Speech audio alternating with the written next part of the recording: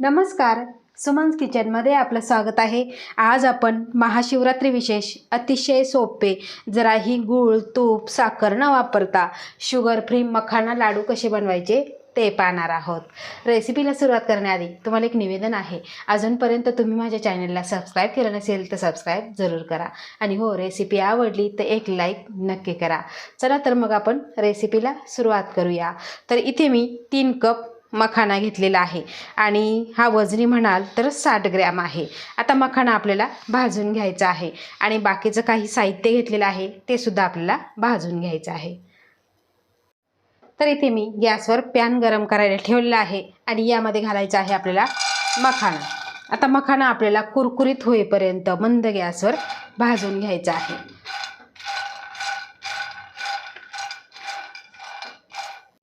तर इथे मखाना कुरकुरीत होईपर्यंत आपण भाजून घेतलेला आहे. तुम्ही इथे बघू शकता. आता हे आपण काढून थंड करून घेऊ. आता त्याच पॅनमध्ये घालायचं आहे आपल्याला इथे शेंगदाणे. शेंगदाणे सुद्धा इथे मी 40 ग्रॅम घेतलेले आहे. साधारण अर्धा कप घेतलेले आहे. छान असे खमंग डाग पडेपर्यंत आपल्याला हे भाजून घ्यायचे आहे. तर इथे शेंगदाणे सुद्धा आपण खमंग असे भाजून घेतलेले आहे. डाग पडेपर्यंत भाजलेले आहे आणि तुम्ही इथे बघू शकता छान अशी साल निघते. आता हे काढून आपल्याला पूर्णपणे थंड करून घ्यायचे आहे. आता त्याच पॅनमध्ये घालायचं आहे आपल्याला इथे 40 बदाम आणि 40 काजू.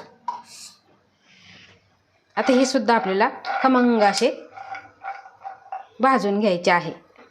आणि कपाने जर म्हटलं तर अर्धा अर्धा कप हे काजू बदाम आहे.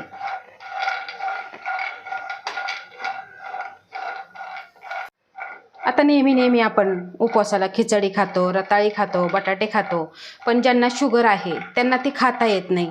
आणि नैसर्गिक गोडवा असलेले आपण तूप, साखर, यामध्ये गूळ अजिबात वापरणार नाही. आपण यामध्ये काय वापरणार आहे ते मी तुम्हाला पुढे सांगणार आहे. तर काजू बदामसुद्धा आपले खमंग असे डाग पडेपर्यंत भाजलेले आहे. हे सुद्धा आपण काढून पूर्णपणे थंड करून घेऊ. आता आपल्याला गॅस बंद करायचा आहे आणि यामध्येच घ्यायचं आहे आपल्याला किसलेलं सुकं खोबरं. हे सुद्धा इथे मी अर्धा कप घेतलेलं आहे. हे सुद्धा 40 ग्रॅम आहे.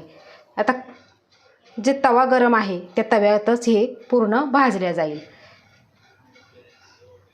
खूप आपल्याला काळंसुद्धा करायचं नाही, हलकंसं सोनेरी रंगावर परतून घ्यायचं आहे. कारण गॅसची फ्लेम आपण बंद केलेली आहे, त्यामध्येच हे सगळं भाजून होईल. तर बघा कलरसुद्धा छान आलेला आहे. तर इथे खोबरंसुद्धा खमंग असं भाजलेलं आहे. आता हे आपण काढून पूर्णपणे थंड करून घेऊ. तर इथे आपण सगळं जे साहित्य भाजलेलं आहे ते पूर्णपणे थंड झालेलं आहे. तर इथे मी मिक्सरचं मोठं भांडं घेतलेलं आहे आणि त्या भांड्यामध्ये आपल्याला सगळा मखाना घालून घ्यायचा आहे आणि बारीक अशी आपल्याला पावडर तयार करून घ्यायची आहे. तर बघा अशा पद्धतीने आपण बारीक पावडर तयार करून घेतलेली आहे. आता यामध्येच घालायचं आहे आपण भाजलेले शेंगदाणे, त्यानंतर घालायचं आहे काजू बदाम आणि आपल्याला घालायचं आहे खोबरं. आता हे सुद्धा आपल्याला रवाळ असं बारीक फिरवून घ्यायचं आहे. तर इथे सगळं साहित्य आपण भाजून घेतलेलं आणि ते अशा पद्धतीने बारीक केलेलं आहे.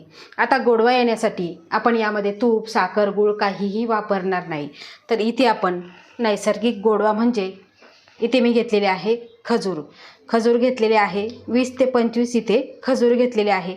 त्यातल्या बिया आणि फुलांचा भाग काढून टाकलेला आहे. आता हे सुद्धा यामध्येच आपल्याला फिरवून घ्यायचं आहे.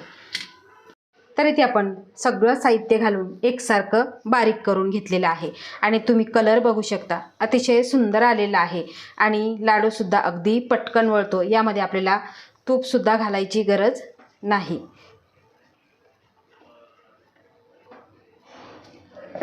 आता हे आपण एका भांड्यामध्ये काढून घेऊ. तर इथे मी एका भांड्यामध्ये हे मिश्रण काढून घेतलेलं आहे. आता आपल्याला लाडू वळायचा आहे.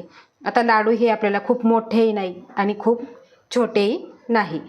तर इथे बघा चमचा घेतलेला, त्या चमच्यामध्ये भरून घ्यायचं म्हणजे एकसारखा आपला लाडू वळला जातो.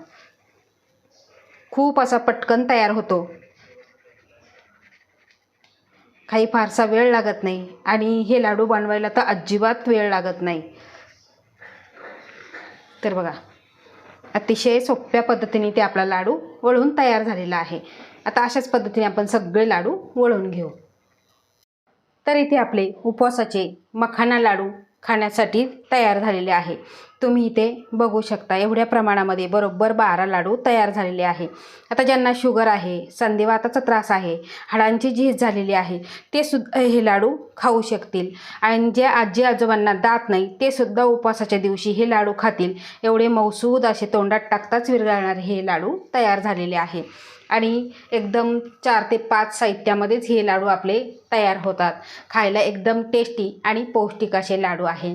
तर माझी ही आजची रेसिपी तुम्हाला कशी वाटली ते मला कमेंट करून नक्की सांगा. आवडल्यास लाईक करा, शेअर करा, सबस्क्राईब करा आणि बाजूचं बेल आयकॉन बटन प्रेस करा. धन्यवाद.